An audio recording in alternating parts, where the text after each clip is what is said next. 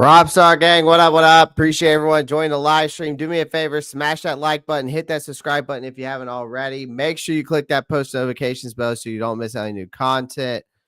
Yeah, man. I mean, this team just absolutely got dog walked by the Tampa Bay Buccaneers, man. There's no question about that. And it is what it is. You know, I mean, we have to realize this team is just not good, especially in certain areas of this team, man. Like, this team is just not good.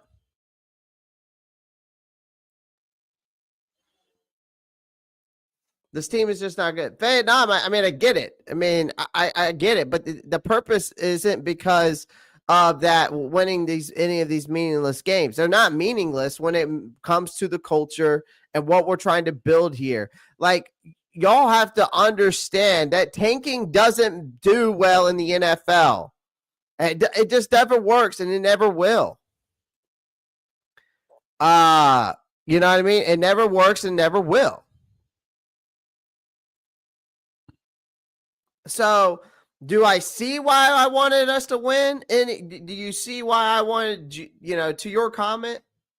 Do you see why I wanted us to not win any of these meaningless games? No, I don't. I still truly believe that this team should, like I said, needed to bounce back in these next 3 games. I don't care about the playoff hopes. This is about building a culture.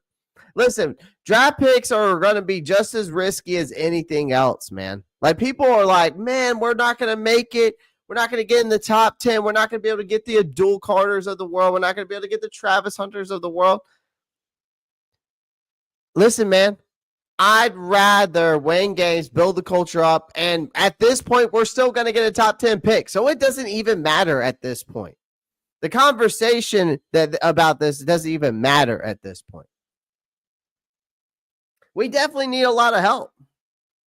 But the only way you're going to get that help is through free agency in the draft. Now, of course, your future is built through the draft.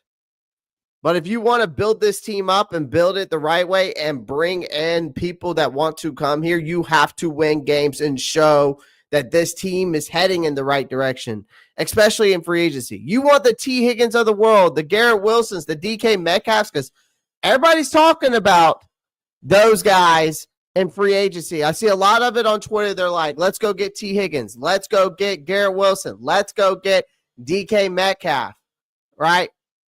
Let's go get Amari Cooper, for example, as well. I've seen that name been thrown around. Let's go get those guys. The only way you get those guys is unless you win and build this.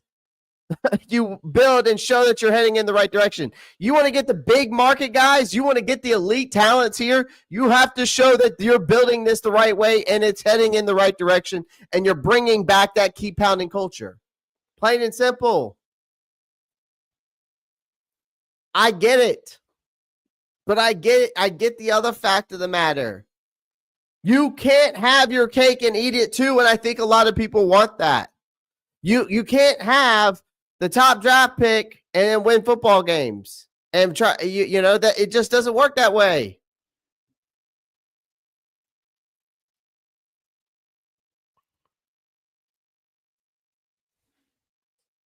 You know?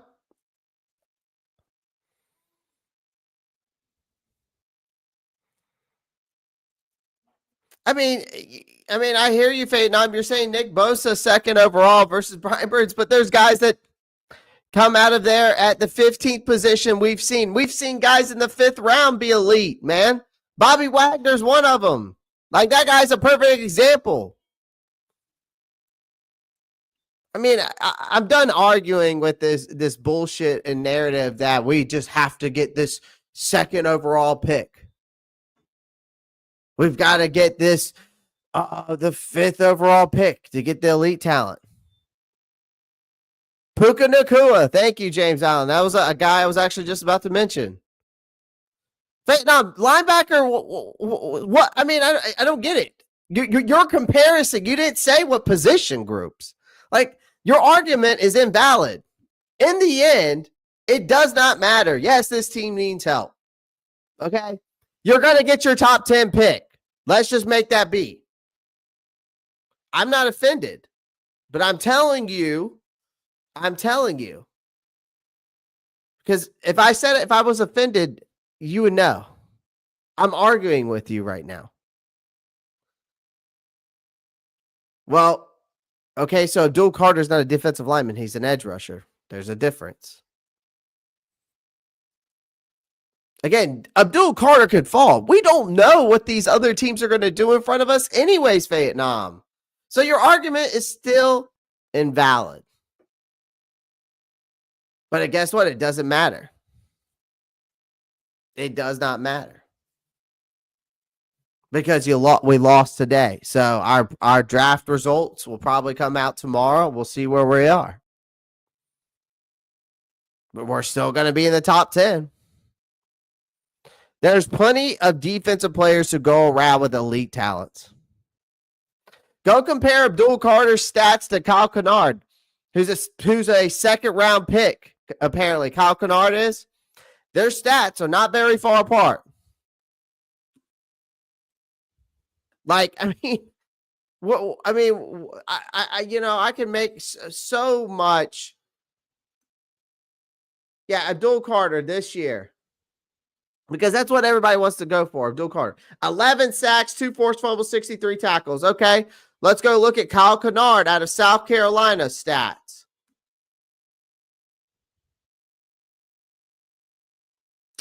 Oh, okay. 28 tackles, less tackles, but 11 and a half sacks, 3 forced fumbles.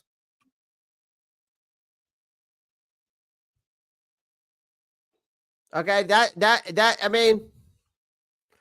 okay, sorry. 40 solo tackles for Abdul Carter. I don't know what this 63 tackles. I guess that's his total. 40 solo tackles, 11 tackles, 11 sacks, 2 forced fumbles. I mean, you can find guys. Mason Graham, we don't know where he's going, man. We don't know where he's going. We don't know what this draft order is going to be like. Other than that, man, all I got to say is it doesn't matter now. We just, Vietnam, we're still in the top 10, and now we're going to we own the 7th pick at the moment, but if we go look at let's go see who won today. Let's see who won and lost in the NFL right now. So if we go look at who won and lost, Dolphins, okay. All right, Jaguars won. Raiders won. So the Raiders won. They're 4-12 now. But since we beat them, we're probably they're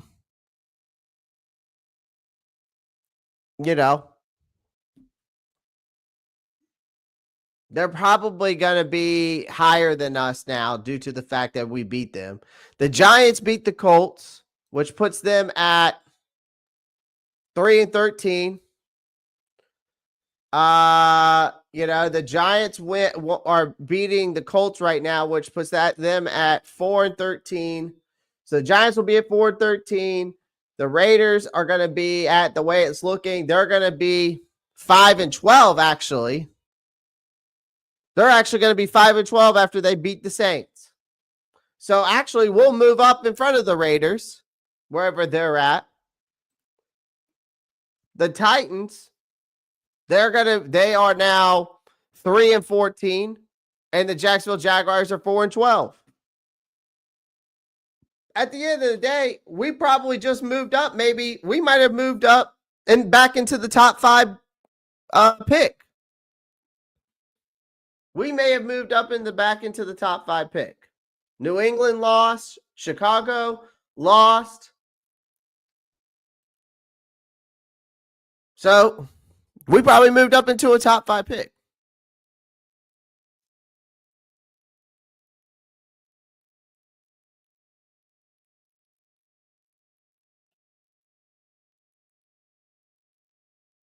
So, it doesn't matter at this point. All I'm saying is at the end of the day, and I get it from your standpoint, there's both sides to this story for the Carolina Panthers.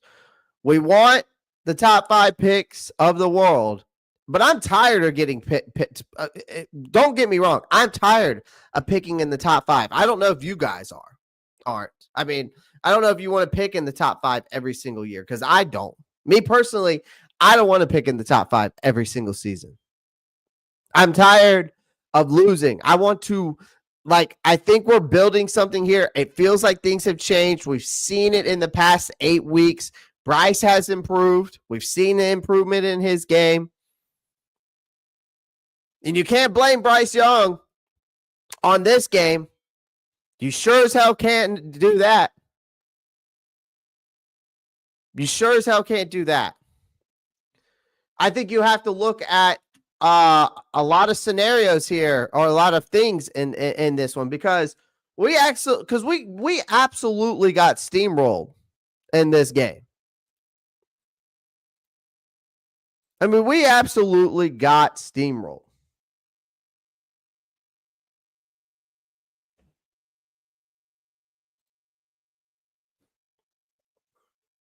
I mean, just absolutely just got the brakes beat off of us.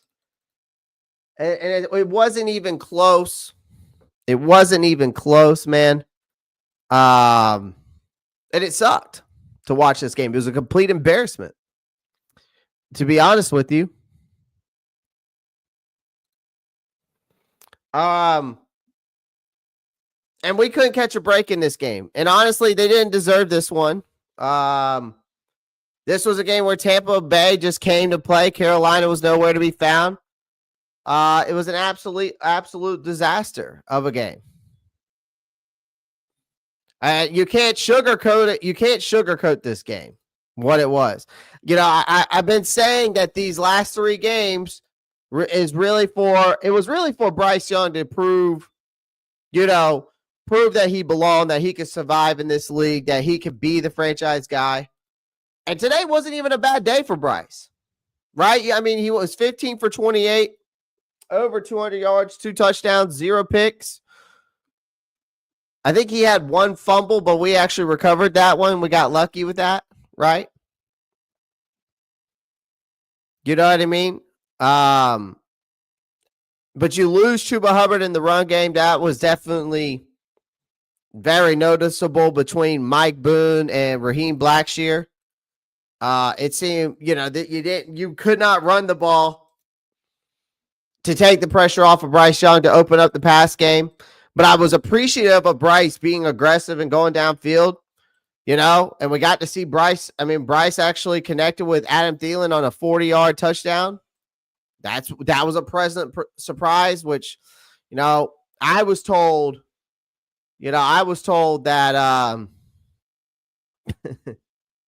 told that Bryce was couldn't throw the ball deep.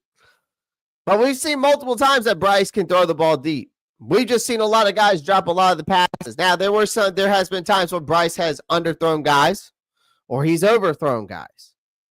But we've also seen a lot this year that he has connected with a lot of guys, and a lot of guys haven't made some plays. And, of course, the one guy that does make the play, Mr. Reliable himself, is, of course, Adam Thielen. So,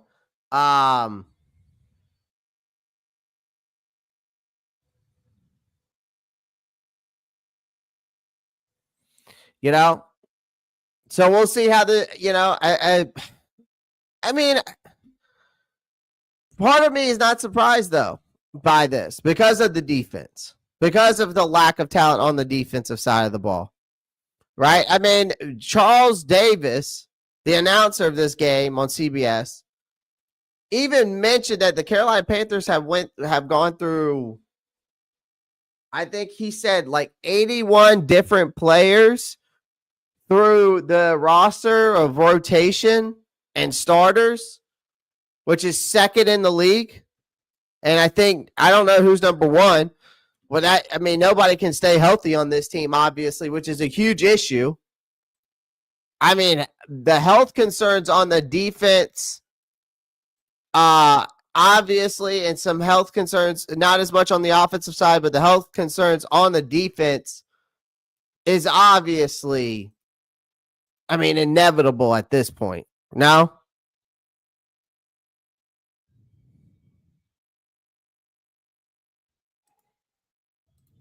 Like I you know what I mean? I don't know what else to say to that standpoint because we've got practice squad players once again filling into position groups.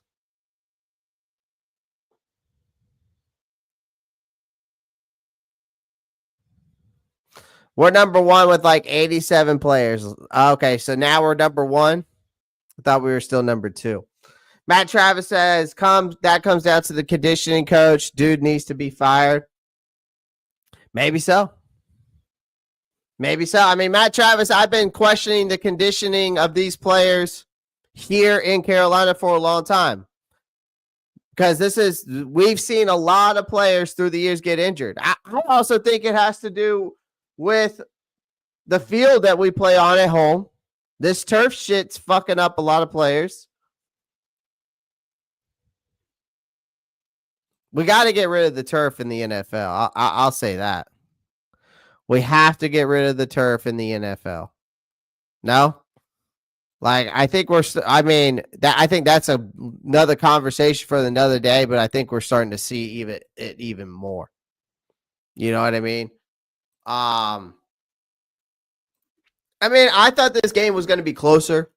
And honestly, when I found out that Chuba Hubbard, Taylor Moton, J.C. Horn were all not going to play this game, I kind of figured this was going to happen, honestly. So part of me was like, damn, I thought we'd be more competitive, but at the same time, part of me is not surprised. Part of me is not surprised at all.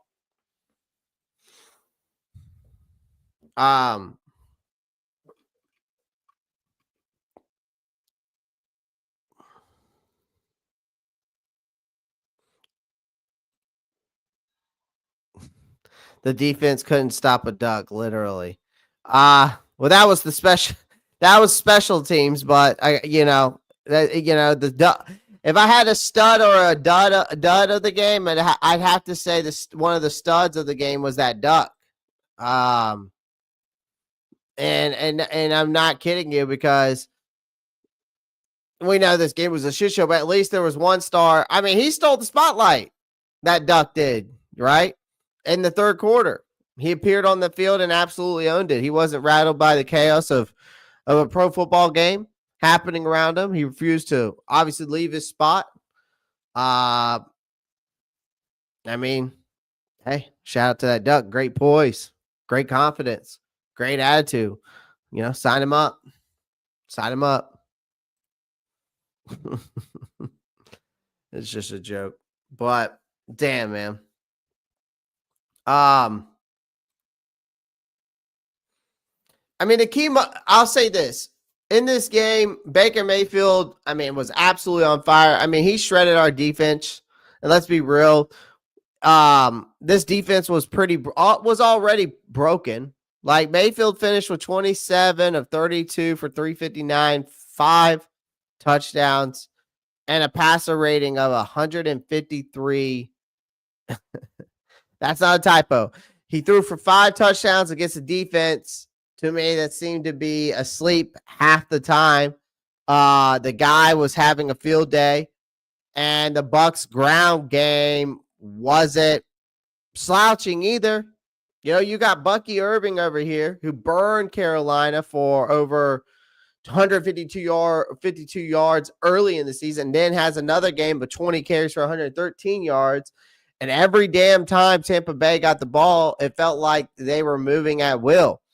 And then you got on the other side, Bryce Young, again, did his best to keep us alive this game, right? You connect with Adam Thielen for 2 nice touchdown passes. It was clear from the start, though, we were definitely missing Chuba Hubbard. The run game was non-existent. You only finished with 39 yards on the ground. The offense couldn't convert on third downs either, going a pathetic 2 for 9 on third downs. So you couldn't convert on third downs. Again, it was pathetic. And the thing was I knew this game was over when we had that one last, it felt like a glimmer of hope to start the second half We were down 27-14. Of course, Eddie Pinheiro misses that field goal right before the halftime. Would have put us at 27-17. Would have kept us, would have been, still would have been a 2-score game, but at least, it would only been like 10 points instead of 13 or 14 at what it was. And let me just say this now. Eddie Pinheiro should be cut at the end of the season. They need to cut Eddie Pinheiro. They should have cut Eddie Pinheiro at the beginning of the season when he held out of training camp and all that bullshit, thinking he was supposed to be getting paid like he was Justin Tucker, which obviously Justin Tucker's had a down year this year. But Eddie Pinheiro, he has to put everything into it just to make a 50-yard field goal, man. And he misses, and he's not reliable. He's too inconsistent for me as a kicker. Cut his ass. He should have been gone from the beginning of the season. But I knew this game was over when, like I said, you had that glimmer of hope to start that second half. We were down 27-14. Solid drive. Couldn't give them a chance to get back in the game. They weren't they went absolutely nowhere. The Panthers' first possession of the third quarter resulted in a miserable 5-play, 12-yard drive that died faster than you can say pathetic. The turnover gave Baker Mayfield and the Bucs the ball back, and they didn't waste time. Tampa Bay marched down to the field on a 10-yard play, or not 10-yard play, 10-play drive, I should say. It was 94 yards based off what I'm reading there. Which you cap it off with a 5-yard touchdown pass to Payne Durham, which I've never seen so many rookies on a team in a game have the game of their lives out of the blue, And at that point, the score was 34-14, and any hopes of coming back obviously were officially dashed. I'll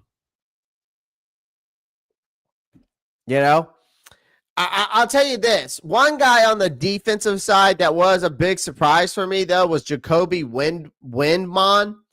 10 tackles, a half a sack.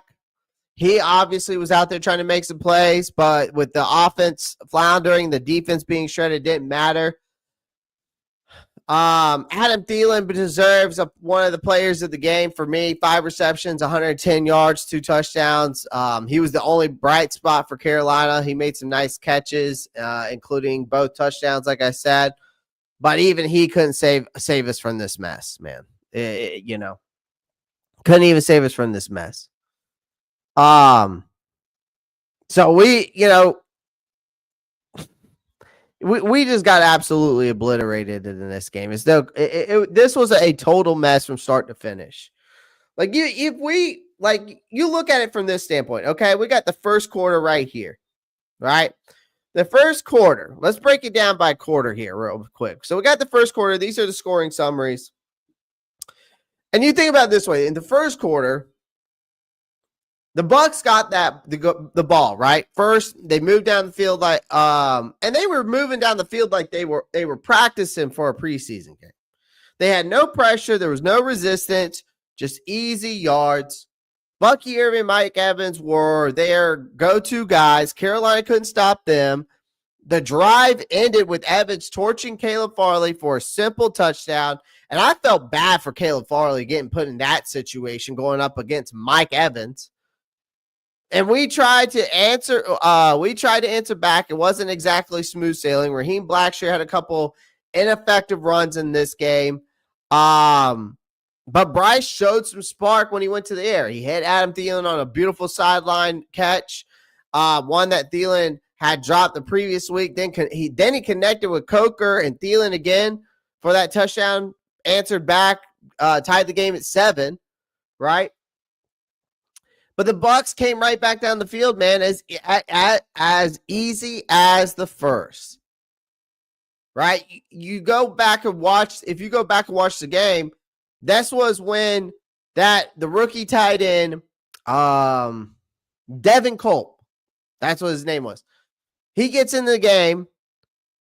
he has a couple of deep catches, and our defense finally sniffed the inside 10-yard line, though, and managed to stop 2 runs from Irving, sack Baker Mayfield to force field goal. And then that first quarter ended there with the Panthers offense going 3 and out, cap off by a sack from a stunt that the offensive line completely missed. And that's what happened in that first quarter. Right? You go into the second quarter here, as you can see. So here's the scoring drives in the second quarter. Can y'all? I'm sure y'all can see that now. So here are the drives in the second quarter. And the second quarter started like this. Bucs moved the ball again, like it's nothing still. Mayfield hits Evan for another easy touchdown, and it's a 76-yard drive that featured some killer runs, a screen pass by Irving, I think it was, and that got them down to the 1-yard line. We tried to answer, but couldn't get a damn thing going. Again, Young barely missed Xavier Legette on a deep ball. Then got nothing from his next 2 plays, and it was a punt. And again, Irving ran wild on our defense, in that second quarter. He was ripping off a 76-yard gain, setting the Bucs up for a touchdown for Mayfield to Evans. That made the game, I think it made the game 20-7, and we were already, and now we're on life support at that point. And of course, you don't go out there and answer back. You go 3 and out again. Same old story. Short runs, bad throws, 0 momentum. But then A'Shawn Robinson gets that sack on Mayfield. But it was called back for a personal foul after he hit Mayfield around the ankles. Clowney got a sack, but then the Panthers let the Bucs pick up 23 yards on a pass to Ryan Miller. That set them up for that 3rd and short. And Mayfield hit Evans to move the chains. Then it was another touchdown, this time to Jalen McMillan in the back of the end zone.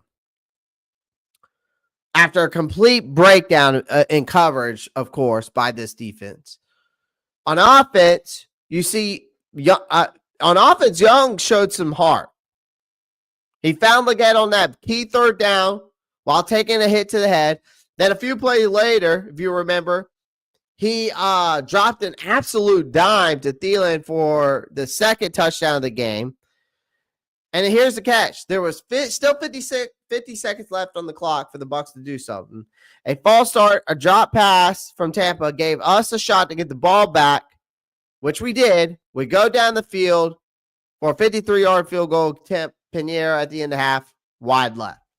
Again, those are momentum killers when your kicker does not make the field goal, right? But then in the third quarter, and you look at these scoring drives. Go look at these scoring drives by the Tampa Bay. 6 plays, 70 yards in the first quarter. So, and we'll get into the third quarter and fourth, but I want to go back in the first and second. So you look at these scoring drives, man. 6 plays, 70 yards, 3 minutes, 25 seconds. 12 plays, 75 yards, 7 minutes and 2 seconds. In the first quarter alone, I mean, just in those 2 scoring drives, they had over 10 minutes of time of possession. You go look in the second quarter, 4 minutes, basically 2 minutes, 5.5 minutes. Basically almost 12 minutes of time possession in the second quarter. They controlled this game from front and back, ladies and gentlemen.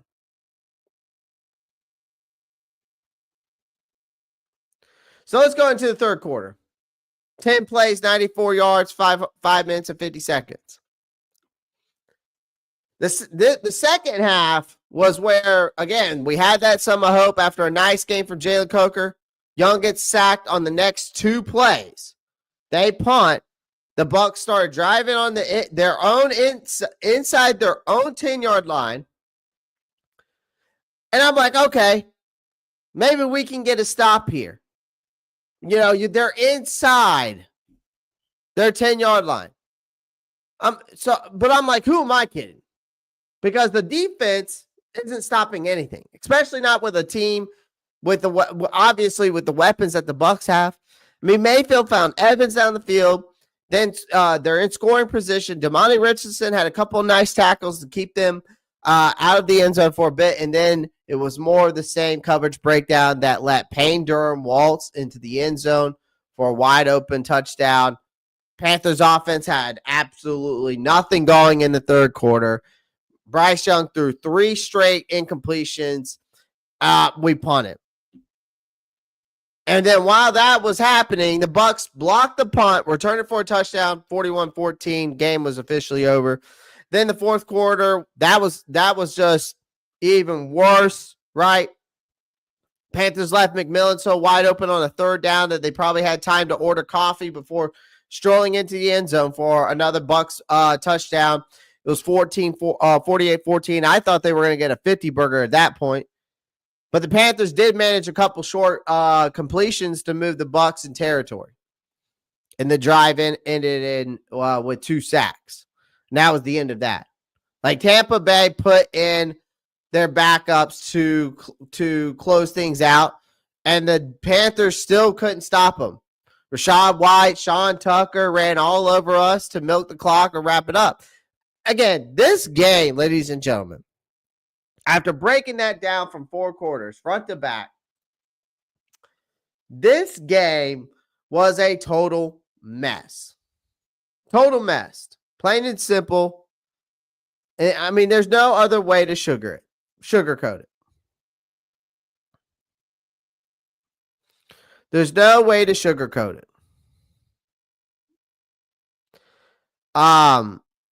I mean, this Panthers are so decimated on the defense right now that it's honestly hard to judge of anything to me, because the players getting snaps today aren't going to be here next season.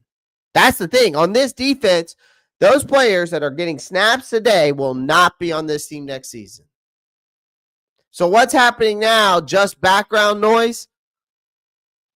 Because on offense, you look at the offense, the issues are a lot more glaring, right? The issues on offense, the issues are a lot more glaring. Bryce Young needs more help. The Panthers absolutely need more playmakers, especially with Chuba Hubbard out. It's clear we have a long way to go still. We go into the final game of the season against the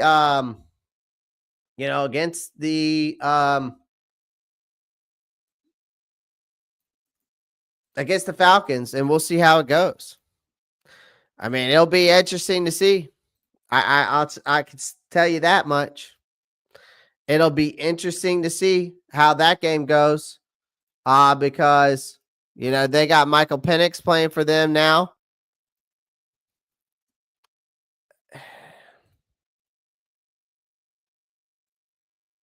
I don't know, man. I mean, all I know is this defense needs a lot of help. And I'm starting to really think that it's not Ejiro Evero's fault. Like, I think that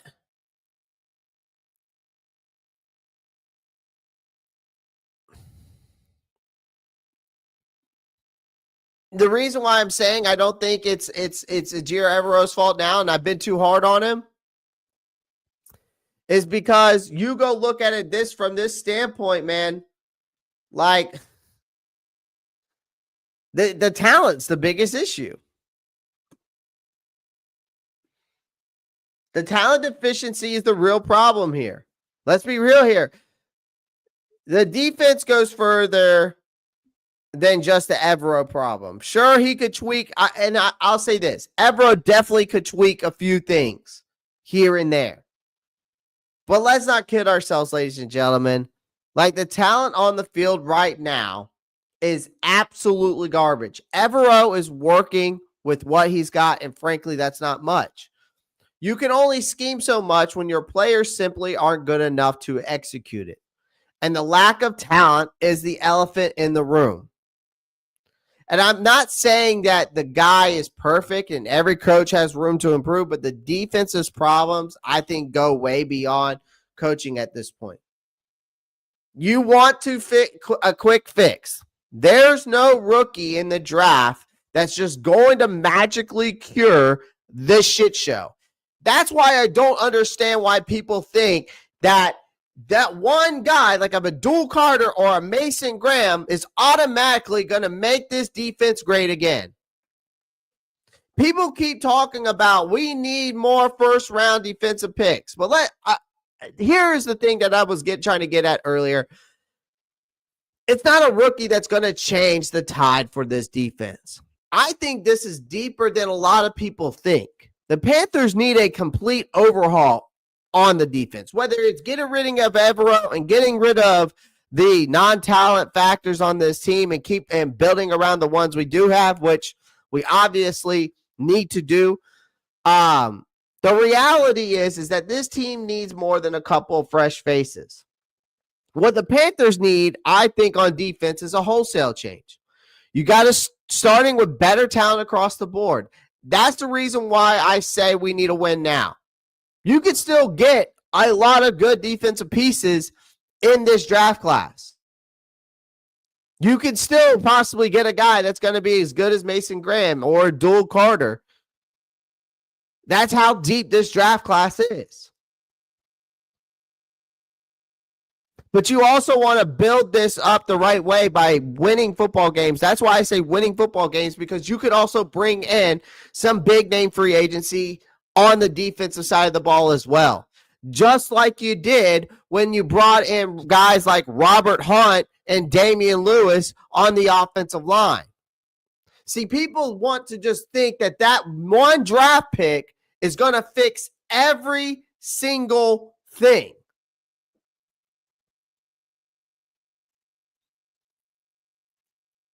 Do I think that getting a top draft pick is going to help this team? For sure. But one player is not going to fix everything on this defense. This defense lacks talent in multiple positions. Mason Graham and the Abdul Carters of the world, whichever one, if we ended up drafting either one of them, it's not just going to be them that fixes this defense. It's filling in the depth where it needs to be, filling it where the lack of talent is not efficient or the lack thereof. That's why winning is so important, so you can bring in free agency as well as in the draft. You can't bring in these elite, big-name free agents in a small market like Charlotte, North Carolina, because nobody wants to come here, especially if they don't see that you're building something the right way or heading in the right direction.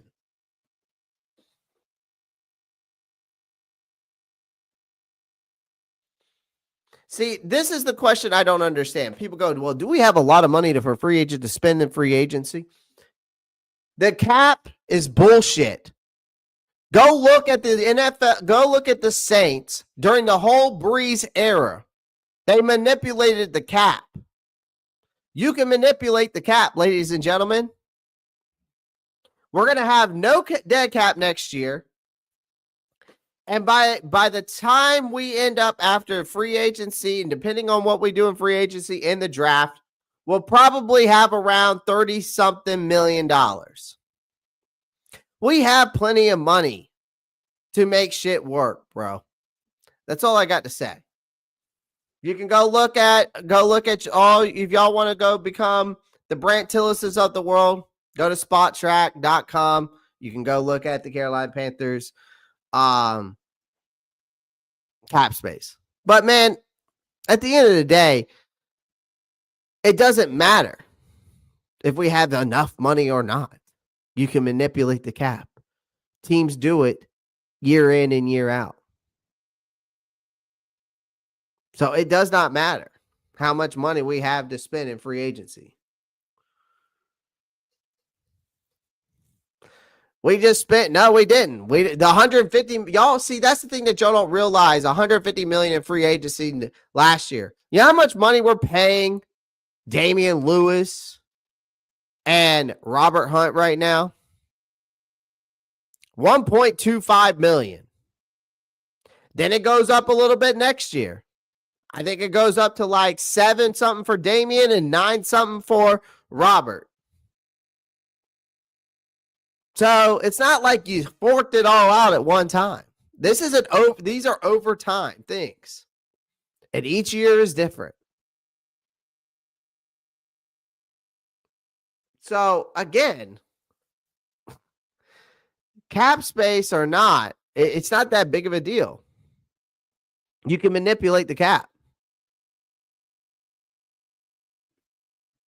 I'm just saying, I think it's smarter that we build this up the right way by winning football games. And I don't think that, yes, the draft is your future for sure. But I just think that there's other ways that you have to think about it as a bigger picture as a whole. But I think this Panthers defense needs a complete overhaul. Again, the reality is that this team needs more than a couple fresh faces, man. Like, what the Panthers need is a wholesale change, starting with better talent across the board.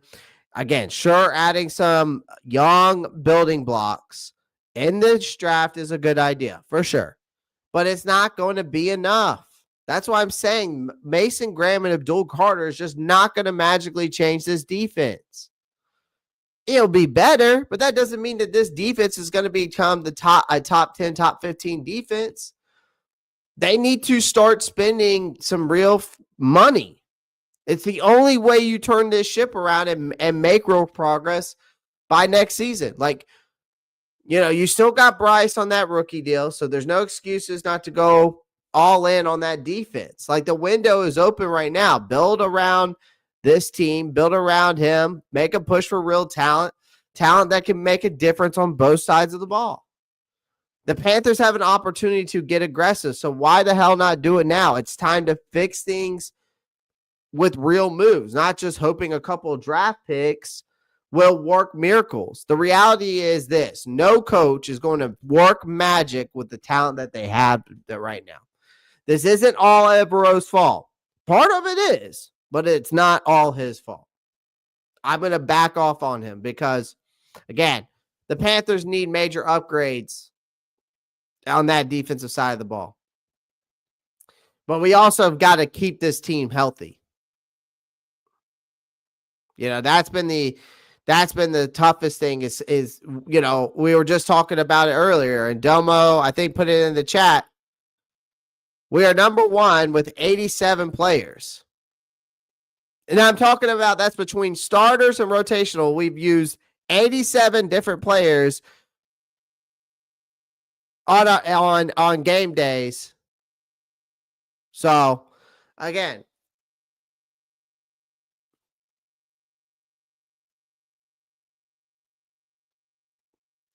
we've got to somehow, and we got to start pointing the blame somewhere with why our players are not staying healthy. Whether it's the training staff, there's got to be a reason why we cannot keep players healthy on this team.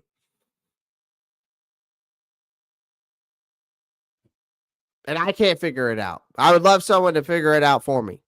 So who are you looking at in free agency? There's a list of names. Man of arms. I'm probably that's another conversation for another day. I'll give you my top 3. I would say Josh Sweat is one of them. And Dre Greenlaw is another from the defensive standpoint. Offensive side, Amari Cooper kind of excites me a little bit because he actually will be a free agent. But, I mean, we've also heard that, we've seen a lot of other guys get thrown out there, like T. Higgins. Name's been thrown out there from the offensive side. Obviously a lot of people would love to trade for Garrett Wilson. No, there's other guys in the offense like DK Metcalf's name's been thrown out there. So, I mean, but my top 2 for our defense is Dre Greenlaw and Josh Sweat.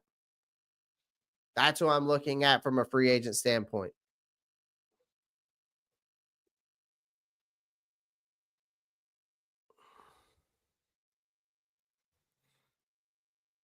Guys, do me a favor. Make sure you smash that like button. We've got over 43 people watching. Wherever you're watching, wherever you may be, make sure you do me a favor. Make sure you come on over to the YouTube channel. Make sure you like and subscribe. That's the best way to show your support. I would greatly appreciate that. So I would greatly appreciate that. If you came over to the YouTube channel, showed your support, like and subscribe.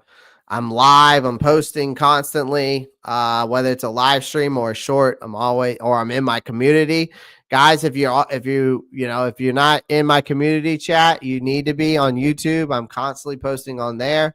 You can also follow me on Twitter at the Roppstar at Roppstar _92. You can also follow me there. TikTok as well. I'm also posting on there as well. Carolina Panthers and NFL content constantly. All right, let's get into Bryce Young, man. Let's get into Bryce Young real quick.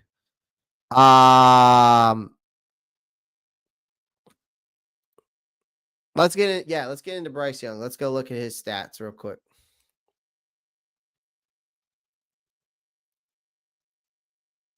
QBR is getting better. I don't think they've added in the yards for this game. This game right here. So here's his stats right here. If you can't see it, this is his stats for this game. I wish I could get a better view. Let me go splits. That's stats. I mean, at the same time, it's not going to tell me. Well, we'll just go back. All right, Bryce. Let's see here. There's got to be a better one.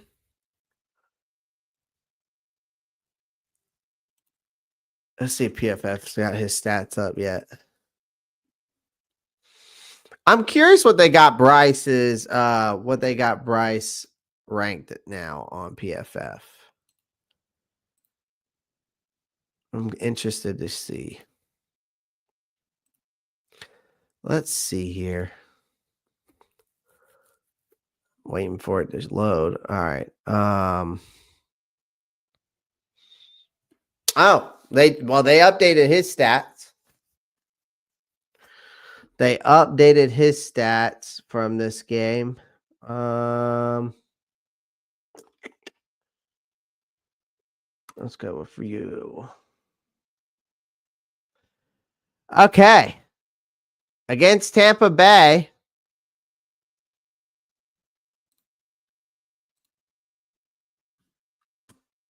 No. I want Carolina Panthers. There we go.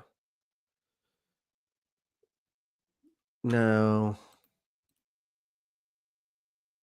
Okay, let's share this tab instead. So it looks like they gave him, so he was 28 attempts, 15 completion percentage was a 53.6. His rating, though, based off of ESPN, the ESPN gave him at least from ESPN's standpoint, they gave him a rating of, let me see. They gave him a QBR. Actually, they gave him a rating of 100.7. So, again, it's not a bad game. This game wasn't on Bryce. The grading they gave him was a 82.5. Passer rating they gave him, or grade 80.9. Running, I don't think he ran that much in this game. But he did have that one fumble, I think. I think it was just one. So, but yeah, talking about Bryce, man, he showed some signs of improvement again. I wanted to see him improve these last 3 games. I thought this was going to be critical for him to prove that he belongs here. I would say his performance in this one was a mixed bag. I definitely saw improvement, but this again, mixed bag, despite some flashes of potential. Again, we got steamrolled by a team who's fighting for a playoff spot. right? Bryce Young opening statement. That was huge for me in this game.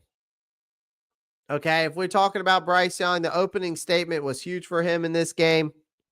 Let's be real. When the Bucs, because the Bucs marched down the field with ease, man. On that opening drive, the Panthers fans had every right to be nervous.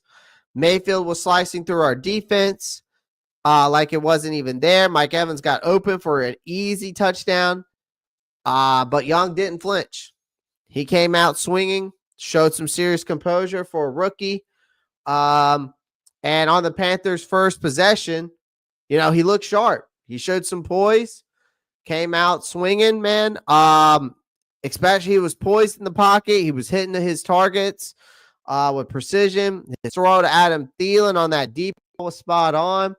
Jalen Coker also got in the mix with a nice catch when it mattered. Young delivered. He was filing Thielen on a seam route. I remember that play. He found that Thielen on that seam route to tie the game.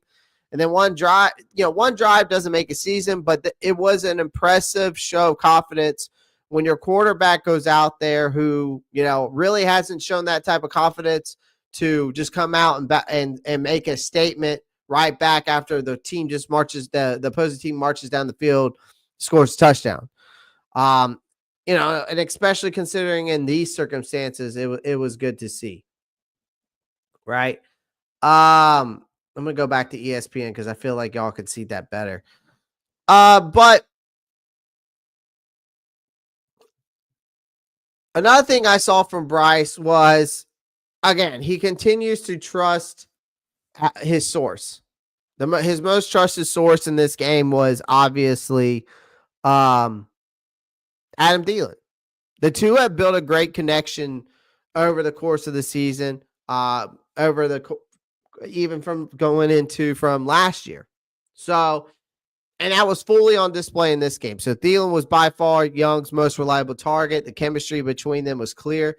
But I noticed that they were going to Xavier Legette a lot in this game. Xavier Legette a lot in this game was the first read, which I was surprised about.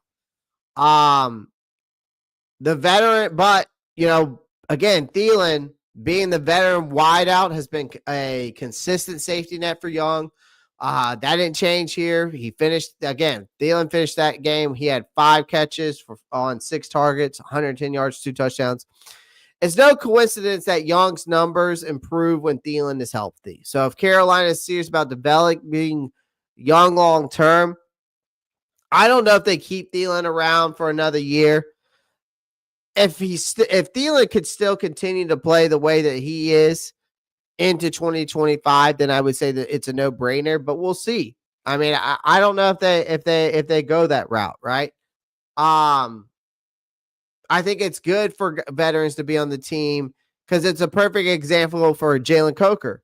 Jalen Coker came out and told CBS news reporters that, he enjoys learning from the experienced guys like David Moore and Adam Thielen. So in that case, maybe it is good to have that veteran presence. I just don't know if Thielen wants to be here or if he wants to go to a championship team. That's number one. Number two is I don't know if I want him to be here because then he's taking reps away from younger guys like Coker and Legette that need to continue to get more push to develop, right? But Bryce Young's pocket comfort. And I want to talk about this real quick because that was one of the major silver linings in this game. Bryce looked comfortable in the pocket in this game. He did. He looked comfortable in the pocket in this game. This game was a damn nightmare for the Panthers. But one thing you can say about Young is that, he didn't get rattled. And the Bucs were coming at him with some serious pressure, and yet Young showed poise. He stepped up in the pocket, delivered throws under pressure, didn't panic when defenders were in his face. Sure, there were times he got sacked, but the point is his pocket awareness is light years ahead of where it was early in the season.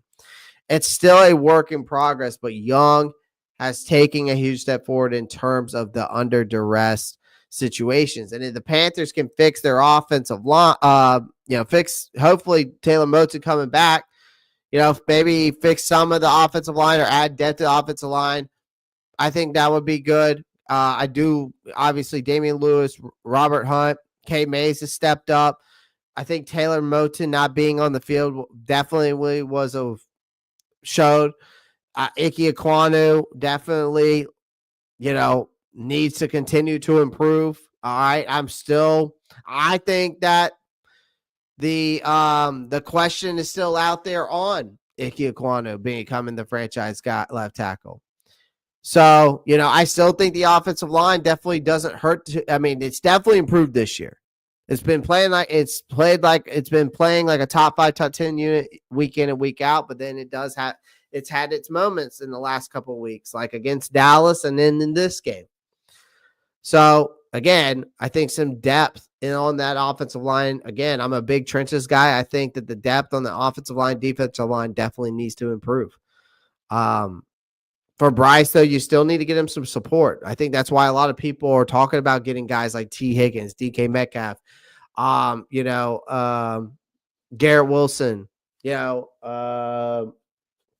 Amari Cooper's name's been thrown in that hat, right? I feel like I'm missing someone. But again, they want to get him support. So this will be a solid foundation to build on heading into 2025, especially from the offensive line standpoint. But how can Bryce the question is for me is how can Bryce take that next step? Right? I need to see him take that next step. Like he's made some solid progress. He's still a work in progress, though. One of the things is he still needs to work on making sideline throws in tight windows. And occasionally he overthrows or he underthrows receivers on that boundary. And those fine margins can easily result in incompletions at the NFL level. So it's something that's fixable with more reps and better timing. I think the Panthers also need to do their part by giving him more weapons. Like I think a consistent deep threat type of guy, some extra layers on that offensive line, and a healthy running back core could make a massive difference in this kid's development moving forward because he's still going to be here next year. So, for all you guys that don't want him here, you're stuck with him another year.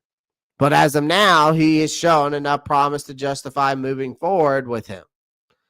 Again, I still think the jury's out if he's the franchise guy. Right? Young's never going to win, was never going to win this game by himself. So you got to look at that Panthers defense playing like a wet paper towel and the offense missing key pieces. Same thing with the defense missing key pieces. It's always going to be an uphill battle when those things are going on. But even in a losing effort, again, we saw Young's performance show progress. And there's a lot to clean up, but there's also a lot to be excited about, I think, right? Again, this kid still got a tough road ahead, right? As this season wraps up. He's shown that with the right pieces around him, he can possibly be that guy, right? I think if we can fix the issues on the offense, or some issues on the offense, but really upgrade and rebuild that defense, you're going to see Bryce Young and this whole team grow that could lay the groundwork for something better going into 2025. That's just me. That's just me, though. Again, I appreciate everyone joining the live stream and live for an hour. I would greatly appreciate if we get those likes up. Do me a favor, smash that like button, hit that subscribe button. I appreciate everyone joining the live stream. Again, do me a favor, make sure you hit that thumbs up button. I would greatly appreciate that. Shout out to everyone in the chat right now. Make sure you leave a comment, leave a like, and subscribe. So shout out to you guys. Had to give y'all the air horn. Got to give y'all the air horn on that one. Trying to think. Ouch. We could go pull up that press conference. Let's see what the poll question is. So we got the poll question up. I want to see where we're at with this poll question right now. Who's to blame for the Panthers? So where are we at? A lot of fit. Wow, 42 votes, only 16 likes. Damn. Can y'all do me a favor and hit that like button because we only got 42 votes, but we only got 16 likes. Damn. Y'all got to get them likes up, man. Do better. Richard Brown comes in and says, so many injuries. I think we have gone through 57 players this year alone. Need to go back to two catching tight ends. I mean, I don't listen. I don't disagree with you on the two tight end sets there, Richard Brown, and 57 players this year alone.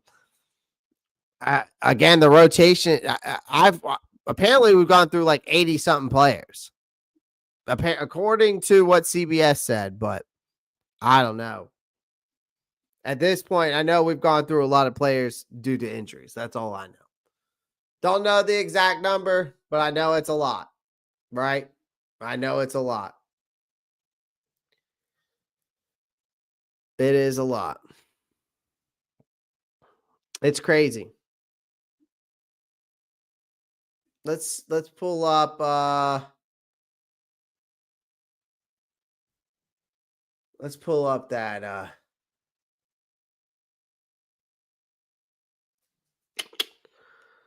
let's pull up. I want to pull up the press conference because I didn't get to watch it, and I just want to hear what they have to say. Let's see if I can find it real quick. Yep, here it is. And we can go right through it. Oh, yeah. This is going to be a short press conference.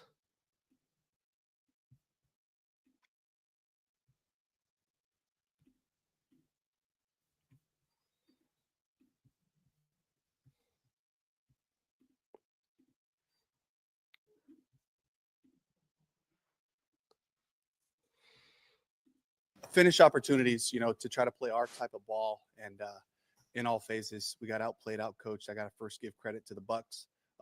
They were on fire today. And, they made it hard for us. We're 22% on third down. We couldn't stay out there offensively. Defensively, couldn't get off the field, and the big block punt for another touchdown is huge. So in all phases, it's stuff that, we all got to carry together.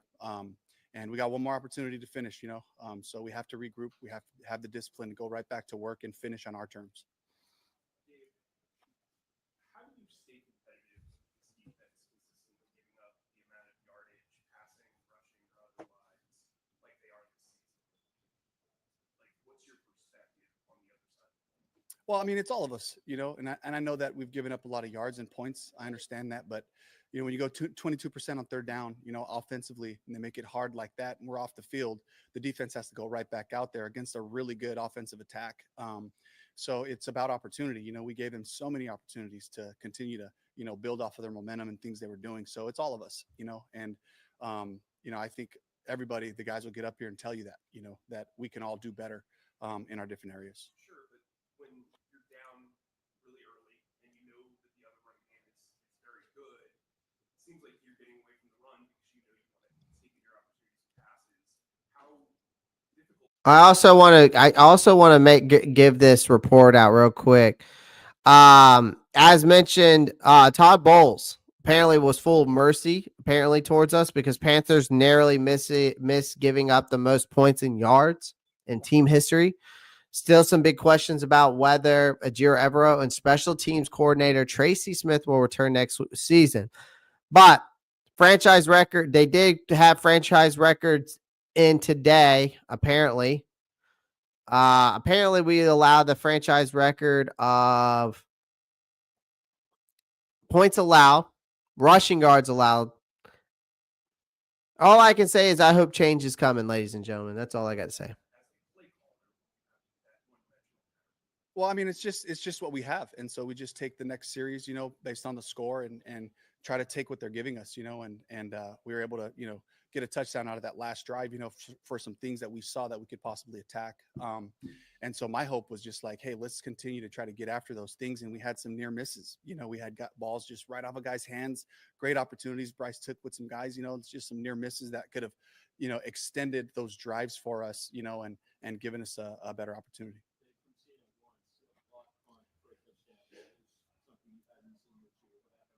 I don't know. I got to watch the film. Were you surprised that they didn't call like an official timeout with the duck on the field? I did see it, but I think it was a good enough distance away where it wasn't going to be a factor. You guys threw the ball 28 times. Tight ends were targeted once for 6 yards. Are you concerned about the level of offensive production from that group? Not at all. I think it's just about where the coverage tells the ball to go. And I think Bryce has done a great job of just taking what's available and attacking, based on the looks we saw. And sometimes the ball doesn't go to, your number one receiver, at times. And so, yes, I would love to get those guys the ball more. What did you see that allowed Adam to have the first half? Just matchup, he had some great matchups out there, took advantage of it, ran the routes the way he was supposed to. Bryce found them and delivered, so I was really pleased about that part of it. Xavier playing and banged up, but what did you see from that first half with Bryce? It was just near misses, stuff that we got to watch and kind of grow from, and I just credit those guys for continuing to work at it, continue to give them opportunities. That's the only way we're going to be able to improve that is by continuing to have those ops down the field, to figure out a way to get him the ball, and for Xavier to figure out how to get his surface the way he needs it and all that. So a part of our progress that we have to continue to attack.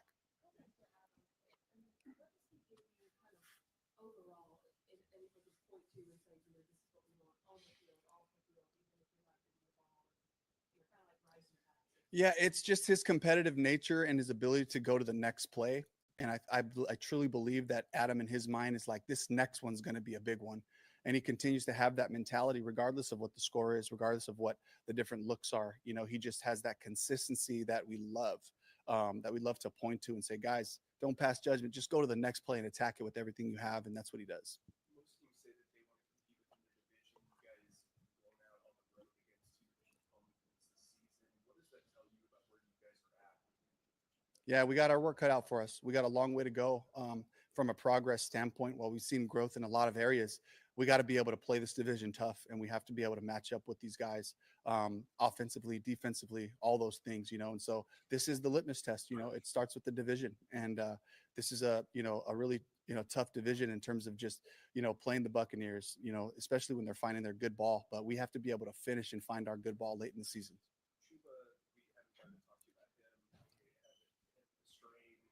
How difficult was that to kind of rework your plan with getting some areas like that? Yeah, I mean, the plan for sure. And I think just in general, for Chuba wanting to finish, wanting to end his really solid season that he's had, on a high note, and we just weren't able to do that, So first and foremost, I always think about the guy, and the competitor and what he's meant to our, our team culture and all that. And from a game plan standpoint, the rest of the guys have been working really hard to prepare. Mike Boone was sick all week, but he was able to, rally and spend some time with Bernie and be ready to go today. And I was glad that Raheem got some opportunities today.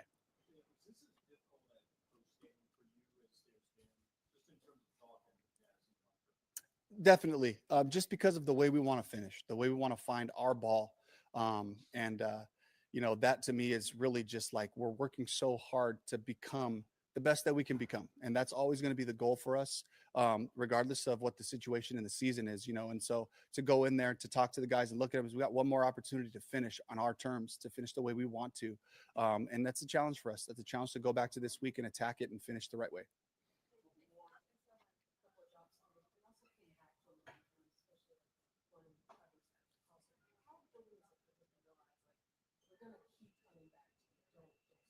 Yep, that's the message. We're going to count on him, and he's got some great ability, and we're going to continue to give him those opportunities when they arise.